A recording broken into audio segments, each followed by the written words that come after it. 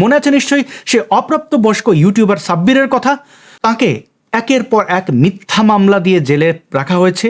তিনি কয়েকবার বেল পেয়েছেন, কিন্তু শোন অ্যারেস্ট করে তাকে জেলে রাখা হয়েছে। তিনি তো ক্ষমতা ভোগ করেননি, অর্থাৎ ক্ষমতায় থেকে বিভিন্ন সুযোগ সুবিধা নেননি। তাকে কেন এত ভয়? তাকে ভয় পায় কারণ তিনি মুক্তিযুদ্ধের পক্ষে কথা বলেছিলেন, স্বাধীনতার পক্ষে কথা বলেছিলেন। যেই কথাগুলো আওয়ামী লীগের পক্ষে গেছে, তাই তিনি ফ্যাসিবাদের দোসর হয়ে গেছেন। একটি শিশুও এই সরকারের কাছ থেকে নিরাপদ নয়। 24-এ একটি আন্দোলন হয়েছিল, যুদ্ধ নয়, অথচ সেই আন্দোলনকে 71-এর মুক্তিযুদ্ধের সাথে তুলনা করা হচ্ছে। একজন মানুষ হিসাবে, উদার রাজনীতিবিদ হিসেবে বঙ্গবন্ধুর যেসব অতি স্বাভাবিক ভুল ছিল সেগুলোকে ফুলিয়ে ফাঁপিয়ে প্রচার করে তাকে ভিলেন বানানো হচ্ছে। এর সাথে যোগ করা হচ্ছে শত সহস্র মিথ্যাচার আর গুজব।